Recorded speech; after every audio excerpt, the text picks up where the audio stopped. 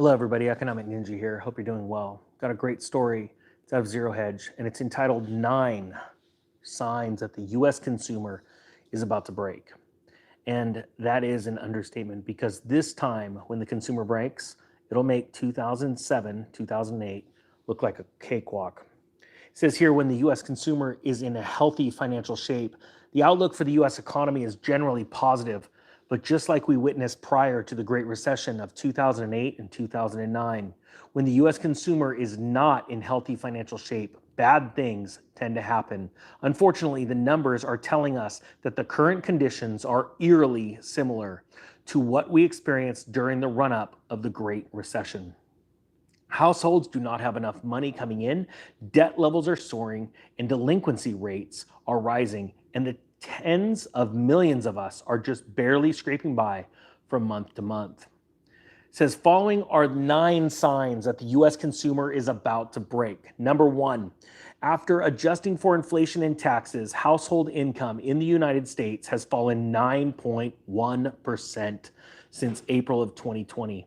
On the inflation issue, household income adjusted for inflation and taxes is running some 9.1% below where it was in April of 2020, putting additional pressures on consumers according to SMB Nikko Securities. Number 2, credit card debt has surpassed the $1 trillion mark for the first time ever.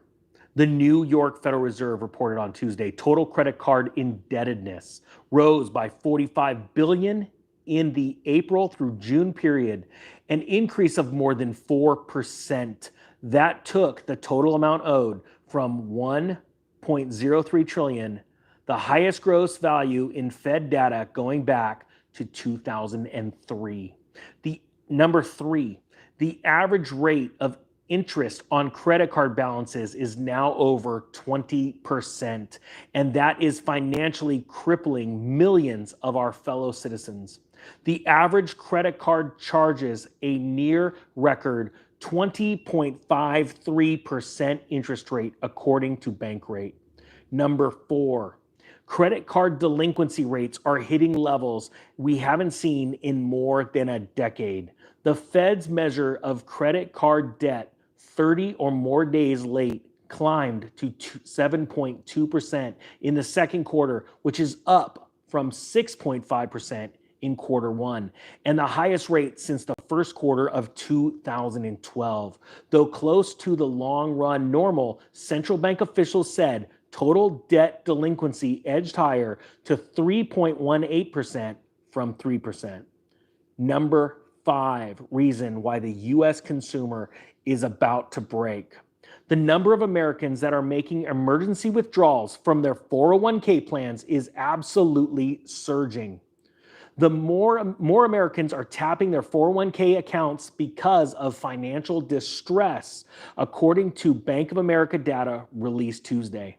The number of people who made a hardship withdrawal during the second quarter surged from the first 3 months of the year to 15,950, an increase of 36% from the second quarter of 2022, according to the Bank of America analysts of clients' employees benefits program, which are comprised of more than 4 million plan participants.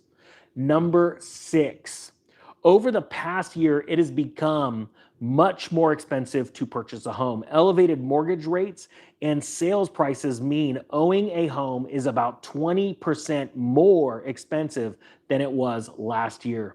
The typical U.S. home buyer's monthly mortgage payment was $2,605 during the 4 weeks ending July 30th, which is down $32 from July's record high, but up 19% from a year prior, according to a Friday report from real estate listing company Redfin.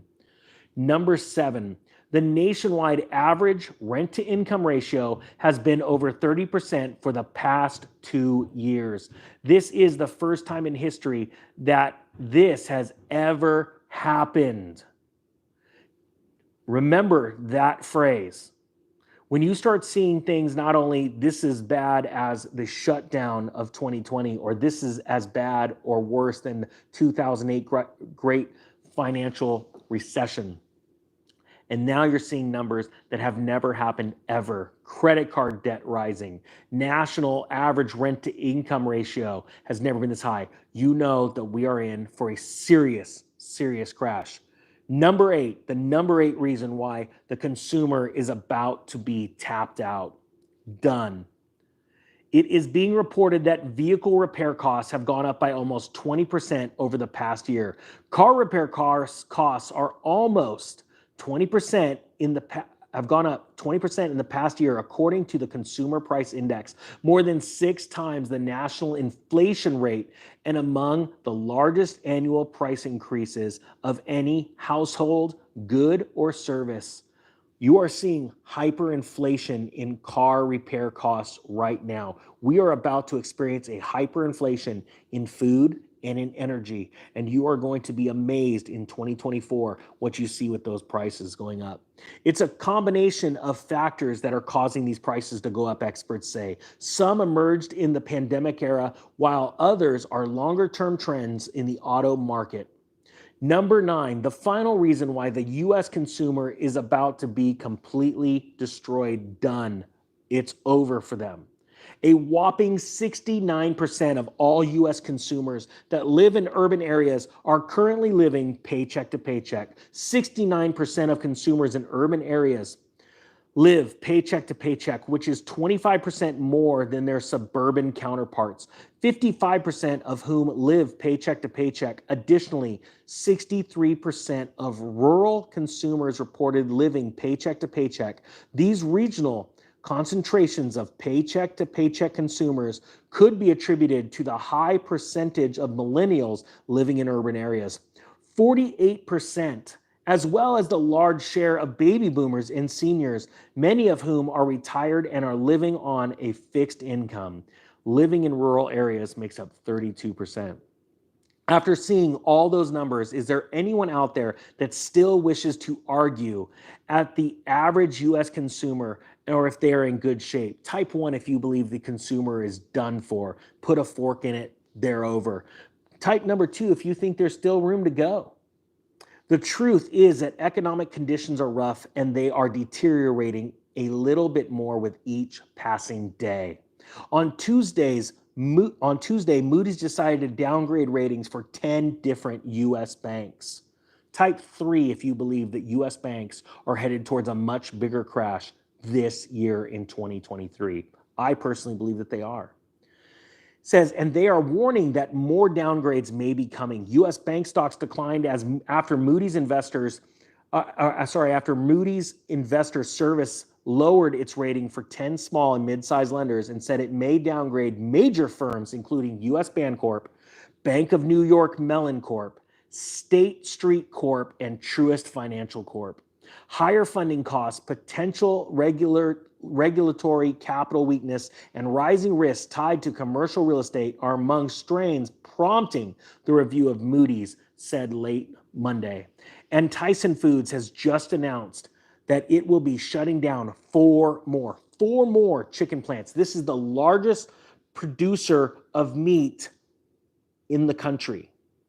This is not a joke.